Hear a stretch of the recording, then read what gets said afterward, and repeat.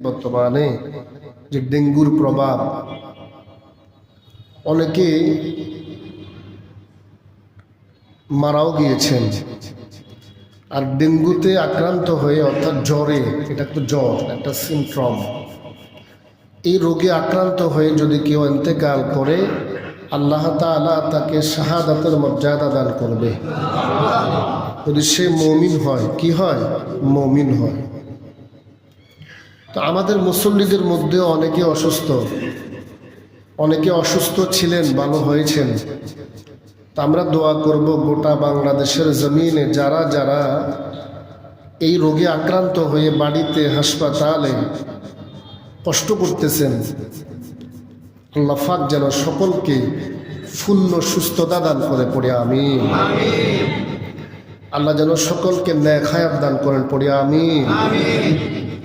যারা ইন্তেকাল করেছেন, আল্লাহ পাক তাদের সকলকে শাহাদাতের মাকাম দান করুক, পড়ে আমিন। হুসাইনিয়া মমতাজিয়া সুনকা সুন্নিয়া আলিয়া মাদ্রাসার সপ্তম শ্রেণীর একটা ছেলে, বাবা মায়ের একমাত্র সন্তান, মারা গিয়েছে। আল্লাহ পাক ওই রকম যারা ইন্তেকাল করেছেন তাদের আব্বা আম্মাকে, আপনজনদেরকে সবরে জমিল ইখতিয়ার করার তৌফিক দান করুক। ধৈর্য এটা এমন একটা জিনিস, এই ধৈর্যটাকে তিক্ত ফলের সাথে উদাহরণ দেওয়া হয়েছে,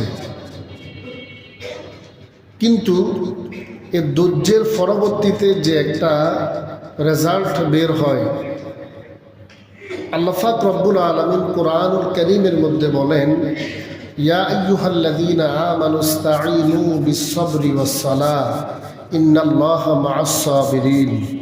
হে মুমিন ইমানদার বান্দা বান্দিরা, আল্লাহ পাক এখানে দেখেন নামাজের কথা, আমলের কথা আগে বলেননি, আগে বলেছেন ধৈর্য এবং নামাজের মাধ্যমে। ধৈর্য এবং নামাজের মাধ্যমে। ধৈর্য যদি না থাকে আপনি নামাজে স্থির থাকতে পারবেন না, এজন্য ধৈর্যের কথা আগে আসছে। কিসের কথা? হযরতে আলী রাদিয়াল্লাহু তাআলা, ইসলামের চতুর্থ খলিফা, যিনি জান্নাতের যুবকদের সর্দারদের বাবা, যিনি জান্নাতের সকল মহিলাদের সর্দার নেতার স্বামী, হযরতে সাইয়েদনা আলী, সকলে পড়ে রাদিয়াল্লাহু তাআলা, যার ব্যাপারে নবীজি বলেছেন, আনা মাদিনাতুল ইলম ওয়া আলিয়ুম বাবুহা। আমি নবী মদিনা ইলমের শহর, আর আমার সেই শহরের দরজা আমার আলী। পড়ুন না সুবহানাল্লাহ। একটি যুদ্ধের ময়দানে ওনার মাথার মধ্যে একটি লোহার টুকরা ঢুকছিল, লোহার টুকরা। এটা কেউ খুলতে পারে না, ধরলে উনি ব্যথায় চিৎকার মারে। রাসূল করিম সাল্লাল্লাহু আলাইহি ওয়াসাল্লামের কাছে যখন বলা হলো, আল্লাহর হাবিব বললেন, আমার সাহাবীরা, আমার আলী যখন নামাজের জন্য হাত বাঁধবে তখন তোমরা তার লোহার টুকরাটা টান দিবা, দেখবা চলে আসবে। ঠিক এই সাইয়েদনা আলী রাদিয়াল্লাহু তাআলা নামাজের জন্য যখন হাত বাঁধলেন, একজন সাহাবী পিছন থেকে লোহার টুকরিটা টান দিলেন, খুলে ফেললেন। নামাজের পরে যখন ওনাকে জিজ্ঞেস করা হলো, আলী তুমি তো নামাজের আগে এটা ধরলেই তুমি ব্যথায় চিৎকার দিতা, নামাজের মধ্যে যে খুললাম তুমি কি বুঝতে পেরেছ?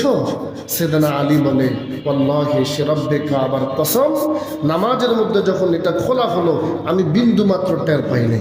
সুবহানাল্লাহ। এটা হলো সেই নামাজ, as-সালাতু মি'রাজুল মুমিনিন।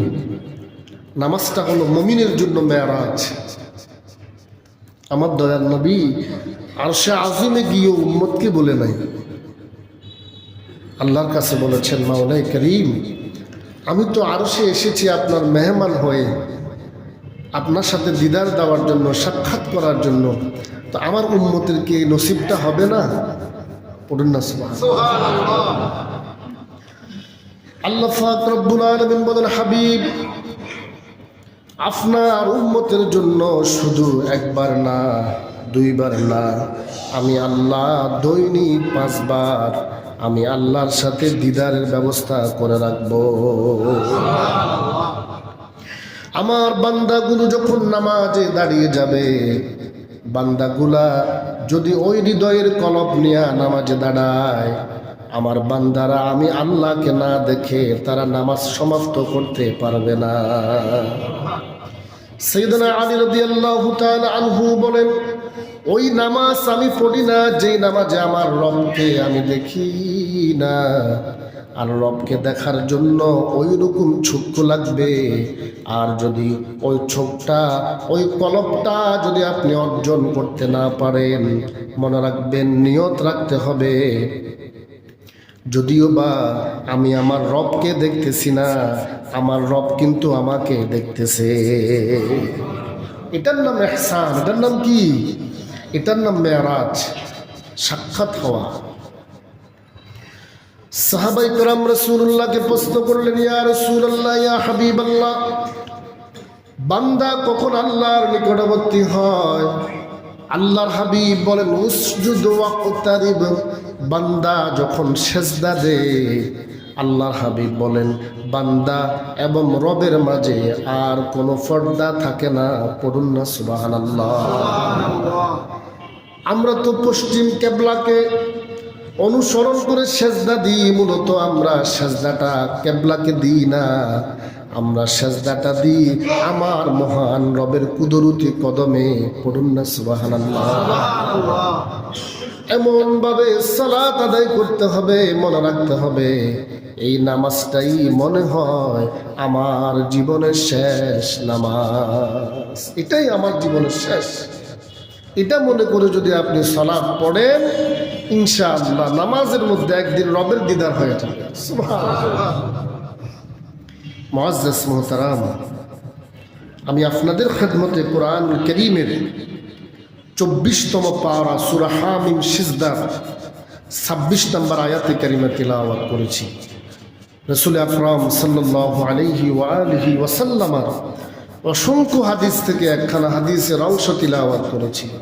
সে আলোকে কিছু কথা বলবো। আমা তাওফীক ইল্লা বিল্লাহ। সুবহানাকা লা ইলমা লানা ইল্লা মা আল্লামতানা ইন্নাকা আনতাল আলিমুল হাকীম। রব্বি জিদনি ইলমা। قال رب اشرح لي صدري ويسر لي امري واحلل عقدة من لساني يفقهوا قولي। বয়ান শুরু করার পূর্বে আমরা আমাদের দরুদ ও সালাম প্রেরণ করি বিশ্ব মানবতার মুক্তি ও কল্যাণের দিশারি, উম্মতের কান্ডারি, দয়ার নবী রহমতুল্লিল আলমীর নবী পাকের সে সোনালি রওজা অর্থাৎ জান্নাতের বাগান, যে